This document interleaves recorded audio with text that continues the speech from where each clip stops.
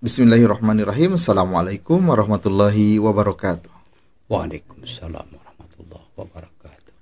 Alhamdulillahirabbil alamin. Allahumma sholli ala sayyidina Muhammadin wa ala alihi wa sahbihi ajmain. Alhamdulillah, bersyukur kepada Allah Subhanahu wa taala di kesempatan yang berbahagia ini kembali kami menyapa di Majelis Yas'alunaka Islam Solusi Kehidupan bersama Syekhuna Syekh Surahman Hidayat. Kami ucapkan banyak-banyak terima kasih kepada para pemirsa yang telah menyampaikan pertanyaannya, yang mudah-mudahan menjadi asbab ilmu kita bersama. Baik, langsung saja untuk pertanyaan pertama datang dari Bapak Ajis asal Kuningan yang menanyakan terkait posisi tamu. Ya, terkadang tamu itu datang dengan kedudukan di masyarakat yang berbeda. Ya, apakah kami dibolehkan mengistimewakan dan memberi perhatian lebih dengan menyuguhkan kepada mereka makanan yang lebih baik dibandingkan dengan tamu yang lainnya? Bagaimana dengan sikap tersebut? Apakah diperbolehkan? Bismillahirrahmanirrahim. Assalamualaikum warahmatullahi wabarakatuh. Alhamdulillahirabbil alamin. Alladzi 'allama bil qalam 'allamal insana ma lam ya'lam. Wassalatu wassalamu ala khairil anam nabiyina Muhammadin wa ala alihi wa sahbihi kiram, amma ba'du. Ini pertanyaannya terkait dengan membedakan perlakuan terhadap tamu. Ya. Pada dasarnya Islam mendasarkan perlakuan kepada sesama itu berdasarkan akhlak Islamiyah. Akhlak didasarkan pada iman kepada Allah Subhanahu wa taala. Ya. Dalam hadis ataupun dalam Al-Qur'an, perintah beriman itu kemudian dilanjutkan dengan perintah untuk melakukan perbuatan sikap yang baik. Misalnya sabda Nabi sallallahu alaihi wasallam dalam riwayat Bukhari dan Muslim, "Man kana yu'minu billahi wal yaumil akhir." Siapa yang beriman kepada Allah dan hari akhir, nah harus ada buktinya. Apa? Fal yukrim dhaifahu. Maka adalah dia memuliakan, menghormati tamunya, siapapun tamunya. Siapapun pada dasarnya. Ya. Dalam hadis yang lain, perlakukan orang itu adalah bukan bagaimana selera kita, tapi bagaimana selera orang yang kita hormati, ya kan? Begitu ya. Akrimhum, ya, muliakanlah mereka, kama tuhibbu ayyukrimuka bi. Ya, sebagaimana kamu senang dengan cara mereka itu memuliakanmu. Jadi kama yuhibbu kama tuhibbu an yukrimuka bihi. Ya, jadi ini kalau ada cara ini mana yang lebih akan memberikan rasa senang gembira, pilih itu untuk memuliakan orang tersebut. Jadi kama ya tuhibbu ayyukrimuka bihi, begitu ya. Tentu sesuai dengan kedudukan ya. Orang yang kedudukannya tentu lebih senior dalam umur, ya kan, lebih senior di dalam kedudukan di masyarakat, nah tentu ya diperlakukan lebih ya, betul ya, di masyarakat seperti itu ya. Jadi jangan disamakan, tapi bagaimana posisi mereka di masyarakat, bahkan kita melakukannya yang lebih. Nah, itulah ikram ya kan. Jadi tidak sama rata berarti. Tidak, ya kan. Lebih ada konsep adil berarti. Ya. Itulah ikram, bukan adil. Ya. Ikram itu ihsan. Ihsan itu lebih baik dari standar adil. Ya. Kalau standar adil standar tengah. Kalau ihsan standar lebih. Nah, jadi Begitu jawabannya ya. Jadi tidak mengapa berarti ya kalau Ya, ada yang bahkan menjawab tidak seperti itu. mengapa, justru ya Bagus, dianjurkan. dianjurkan. Itu adalah Bentuk panggilan ya iman ya kan. Semakin baik berarti standar imannya makin tinggi. Man kana yu'minu billah wal yaumil akhir falyukrim dhaifahu. Ya, dengan standar seperti apa falyukrimnya? Dengan bima tuhibbu an yu'amilu kabihi, dengan cara dan standar yang mereka itu ingin diperlakukan. Standarnya itu standar apa yang mereka inginkan, bukan yang kita maui. Ya, wallahu a'lam. Baik, terima kasih atas penjelasannya. Pertanyaan berikutnya datang dari Bapak Eki asal Kuningan yang menanyakan, apakah dibolehkan belajar IT di negara non-muslim? Terdapat beberapa permasalahan seperti membantu perusahaan untuk berinteraksi dengan perizinan dan proteksi informasi personal.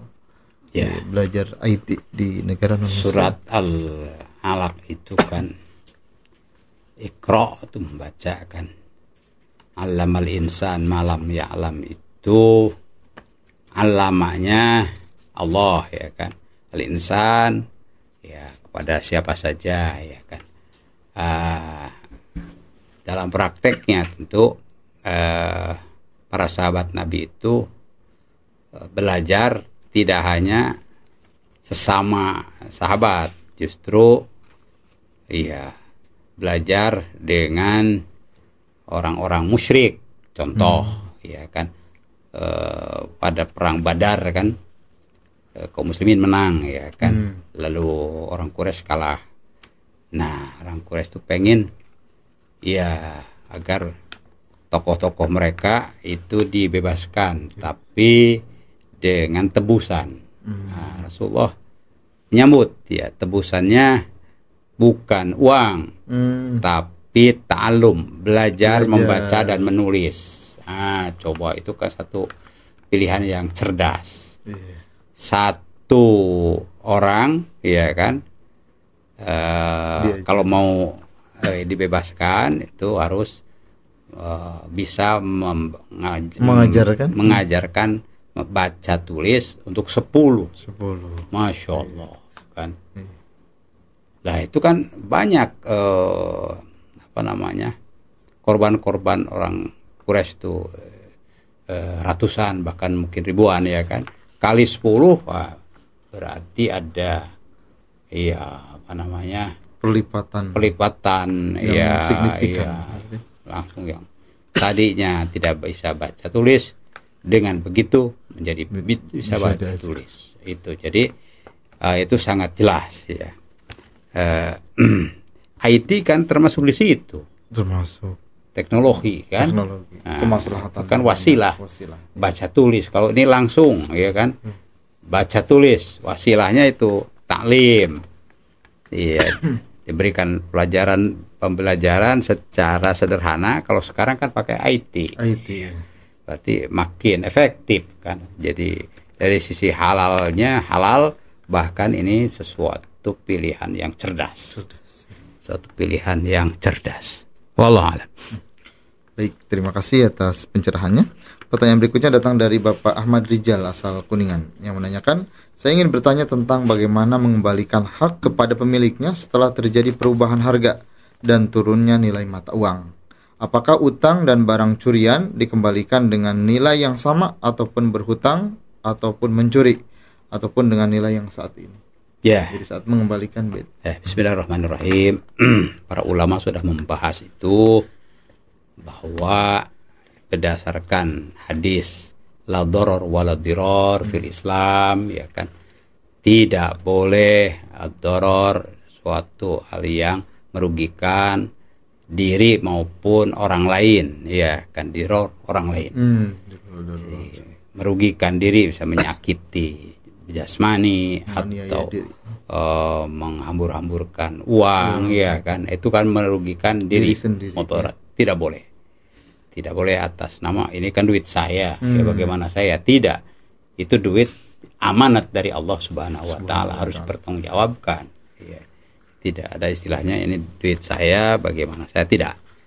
Ya. kamu saja adalah milik Allah. Kalau detik ini ya nyawamu itu ya diakhiri, ya sudah selesai, ya kan. Jadi ini masalah iman ini kan.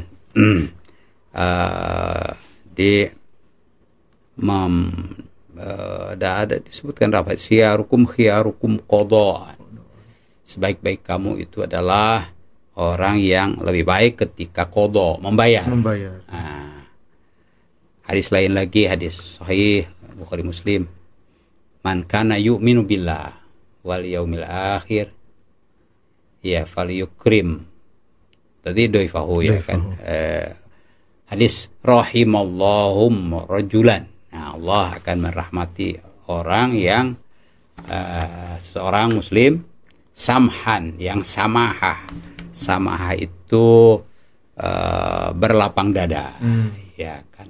Lebar tangannya, berlapang dada. Idza ba'a, ketika dia menjual. Tidak mahal-mahalkan harga. Taghali mughalah itu tidak boleh, ya kan. Idza ishtara, ketika membeli, jangan pelit, ya kan. Pelit. Nawar banyak. Wa idza qada, ketika membayar. Nah, ini kan. Ya kan utangnya 10 juta misalnya. Samhannya bagaimana? Pertama, samahah dalam waktu. Lebih cepat. Kan waktunya ini akhir bulan. Sebelum akhir bulan juga dilunasi. Itu kan. Iya. Bagus. Iya, kan nilainya 10 juta. Tapi dengan samhan itu ya diberikan kelonggaran, ya kan. Apakah diberi lebih? Boleh itu, asal jangan disyaratkan oleh al-addain, si kreditur. Kalau disyaratkan oleh ad-dain, itulah yang dibahas oleh para ulama, ya syubhatur riba, bahkan riba. Ya, tapi kalau itu inisiatif al-madin, itu ya samahah itu. Ya saya terima kasih ya. Karena udah dibantu. Begitu. Oh, misalnya dia nolak, ya 10 juta enggak, ini ya kan bukan Anda yang rasa terima kasih. Yang minta, saya rasa terima kasih itu boleh, ya kan. Itu dalam bentuk uang. Kalau ini dalam bentuk apa, barang? Ya sama saja kan. Sama saja, nilai barang itu kan dengan yang lebih kualitasnya. Jadi bisa terkait dengan kualitas atau kuantitas, terkait dengan waktu, ya kan, itu sama berlaku di situ, ya kan. Ataupun nilai mata uangnya. Ya. Nah, sekarang kan mata uang berarti kan berkembang itu. Apakah itu biasanya diukur dengan harga emas? Nilainya nilai waktu dulu pinjam atau waktu bayar. Nah, kalau ada samahah itu nilainya ya justru lebih tepat waktu bayar, ya kan? Waktu bayar. Ya, itulah samahah di situ. Walaupun jadi, agak lebih berarti kalau dikalkulasikan. Asal jangan disyaratkan oleh si pemberi pinjaman. Itu kan. Kalau dari pihak yang meminjam itu boleh. Itu bagiannya samahah, itu kan kelonggaran, ya. Kemurahan, ya, itu boleh. Dasarnya atau semangat hadis itu. Bentuk samahanya kan banyak. Ya, bisa samahah dalam waktu, ya kan. Bisa samahah di dalam persyaratan, lebih longgar, bisa samahah di dalam kuantitas, bisa samahah dalam kualitas. Nah, itu samahah, ya. Poinnya siapa yang ngambil inisiatif, gitu kan. Jangan adain, jangan pemberi pinjaman, tetapi almadin yang menerima pinjaman, begitu, ya kan. Bilal radhiyallahu anhu pernah, ya kan, Rasulullah SAW butuh kambing, ya, untuk kurban apa, ya, maka nyuruh Bilal supaya minjam kambing, ya ke si fulan, itu banyak kambingnya, kan. Itu menunjukkan bahwa Rasulullah itu bagus, ya, hubungan sosialnya bagus, sampai ya nggak kagok gitu minjem ke tetangga, tetangganya juga tidak kagok, ya udah dapat. Nah, tentu saja temponya berapa lama, lalu ukuran kambingnya kan standar, misalnya kambing apa, sekarang ada kelas-kelas kan. Nah, tibalah waktu mengembalikan bayar. Di sini. Ya. Rasulullah mengingatkan supaya segera, ya kan. Nah, pilih tuh kambing yang paling besar. Justru Bilal yang agak protes, ya Rasulullah. Ya, pertama waktunya belum tiba. Gitu kan. Yang kedua kambing yang kita pinjam itu ya agak kecil gitu. Ya. Ya, ini kalau lebih besar. Nah, Rasulullah bersabda di situ, khiyarukum qada'a. Oh, Masya Allah. Ya. Nah, kalau hadis ini diterapkan, barangkali ya sekarang dekat musim kurban ya kan. Ya udah cari pinjaman nanti pada waktunya dikembalikan dengan yang lebih. Masya Allah. Ya. Demikian. Allah. Ya. Terima kasih atas pencerahannya. Ya. Pertanyaan berikutnya datang dari Bapak Hamidi asal Kuningan. Ya. Saya orang Islam baru dan saya ingin mengetahui apakah yang lebih utama bagi orang Islam ketika menunaikan sholat wajib di masjid dan apa dalilnya. Berarti mu'alaf berarti. Ya, Masya Allah. Bagus ini perhatian pada sholat itu, sebab yang pertama dan utama dalam Islam itu sholat. Awwalu ma yuhasabu bihi atau alaihi al-abdu sholatuhu. Jadi yang pertama kali dihisab nanti itu sholatnya. Jadi makanya idza shalat sairu amali. Kalau sholatnya bagus, ya amal-amal yang lainnya beres. Tapi idza fasadat, kalau sholatnya rusak, ya fasada sairu amali. Jadi perhatian ke sholat itu sudah betul, ya kan? Sudah betul. Apakah sholat fardu atau sholat sunat termasuk bagian dari sholat ini? Ya, tadi ada pertanyaan sujud syukur misalnya kan. Sujud syukur memang bukan sholat, tapi sujud dan syukur itu lillah kepada Allah Subhanahu Wa Taala, harus ya sesuai dengan akhlak kita kepada Allah. Bersuci, lalu tentu saja menghadap kiblat, lalu dengan cara yang khusyuk, tawadu, kan itu ya. Nah, demikian jadi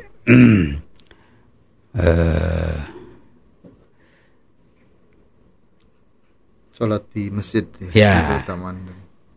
Di masjid dalil yang lain lagi kan, bahwa tentu saja nilai masjid itu adalah tidak ada buk'ah. Buk'ah itu adalah space tanah yang paling mulia, ya, melainkan space tanah yang dibangun masjid. Nah, itu kan. Di situ kan prioritas. Itu dari sisi fisik, ya kan. Jadi kalau kita punya pilihan tanah nih mana ini, ya udah tanah yang untuk masjid. Di situ. Sedangkan sejelek-jeleknya tanah yang ya dipilihkan untuk pasar. Bukan berarti pasar itu haram, tapi nilainya itu sebab di pasar itu banyak orang. Ya, ada kecurangan, berdusta, tipu-tipu dan lain-lain. Nah, jadi tanah yang dijadikan pasar. Di situ ada kelakuan-kelakuan yang tidak baik, tanahnya juga menjadi tidak baik, gitu kan. Ya, jadi benar, apalagi ya langkah menuju masjid itu satu langkahnya adalah mengangkat derajat, langkah yang keduanya adalah menghapus sayyiat. Itu langkah ke masjid, ya kan. Berarti tiap langkah. Makanya ada sahabat yang mungkin kecapean atau apa, ya ini karena sering terlambat, minta izin pada Rasulullah SAW, ya Rasulullah, aku mohon izin ya untuk mendekat saja ke masjid, begitu kan, itu kan. Sekarang di mana tuh? Di situ, agak jauh. Dilarang oleh Rasulullah. Tidak, iya kan, iya, ya maka ya udah di tempatmu itu ya kan. Sebab setiap keutamaan setiap langkah itu adalah ada nilainya ya kan. Iya, itu jadi betul itu bukan ya, kecuali kalau yang sakit ya minta apa jauh ya, langkahnya justru ya karena sakit ya, sakit apa saja lah ya. Nah, tentu itu uzur itu ya. Mani'un syar'i adalah penghalang ya untuk kesempurnaan pelaksanaan syariat, itu diizinkan. Ya, sekarang banyak usia 60 lebih itu sudah ya mulai itu. Ya, orang-orang di musola tuh ibu-ibu pada ya, kerepotan. Ya, udah pegang-pegang lutut tuh. Ruku sujudnya udah pada pegang-pegang lutut. Ya, repot. Itu 60 lebih tuh. Iya kan. Ya, misalnya supaya biasa ya dia dibantu boleh ya kan, dibantu oleh orang atau dibantu dengan alat. Apakah apa namanya? Tongkat atau kursi ya kan. Ya di Masjidil Haram, Masjid Nabawi itu kursi-kursi ada banyak ya. Ya, apa namanya? Ditulis di situ wakaf. Ya, lil haram, ya kan. Wakful haram. Ya tinggal ngambil saja itu milik ya Haram Nabawi atau Haram Makki itu kan. Ya. Baik, terima kasih atas penjelasannya. Pertanyaan berikutnya datang dari Bapak Rizky asal Kuningan yang menanyakan terkait sujud syukur. Apakah ada syarat khusus? Apakah harus menutup aurat, berwudu? Apakah seperti itu? Kalau menutup aurat, ya karena ada kewajiban lain, ya kan. Satrul aurah itu kan wajib secara umum. Di luar sholat, apalagi dalam sholat. Ya. Sedangkan wudu itu ada posisi lain, yaitu ketika sholat, ketika azan saja tidak dipersyaratkan wudu, iya kan, apalagi ini sujud syukur. Bisa di mana saja berarti. Ya, boleh itu kan. Tapi tentu yang namanya sujud itu dan itu adalah sesuatu yang langsung pada Allah, dan Allah itu menyenangi yang suci. Allahu ya memelihara thayyib, la yaqbalu illa thayyib, yaqbalu at-thayyib yang suci dan tidak menerima yang tidak thayyib, la yaqbalu illa thayyib. Allah hanya mau menerima yang thayyib termasuk ya kan. Ya itu. Jadi afdol ya, tapi bukan syarat, tapi afdoliyah. Dalam termasuk baca Quran. Nah, ini lebih kenceng lagi karena ada ayat ya la yamassuhu illal mutahharun, walaupun ada tafsir, tapi afdolnya karena Al-Quran itu sendiri ya mushaf yang mutahhar, jadi baca Al-Quran itu dalam keadaan wudu. Selain ya kalau mau menghafalnya atau yang lain-lain itu tentu lebih dituntut lagi wudu itu, walaupun tidak disyaratkan. Ini penting, ibu-ibu yang tidak dalam posisi suci ya kan, apakah tidak baca Quran? Nah itu kan, dia baca ya kan. Itu bahkan sekarang kan ya pengertian Quran tuh mushaf tuh bagaimana? Nah itu berkembang. Apakah HP apalagi kan itu termasuk mushaf? Nah, tentu definisi mushaf adalah ma yakun fi dafaitai as-suhuf, ya di antara dua halaman lembar suhuf. Ya suhuf itu mushaf itu ya terbuat daripada kertas ya kan, kertas. Dimulai dengan basmalah, diakhiri dengan tentu saja Robbinas itu ya dengan huruf-huruf Arab, itulah suhuf. Apakah dengan kertas, bisa juga dengan selain kertas, tapi kalau terdiri dari huruf-huruf itu, itulah suhuf, mushaf atau mashaf. Nah itulah. Jadi la yamassuhu itu ya yang itu illal mutahharun.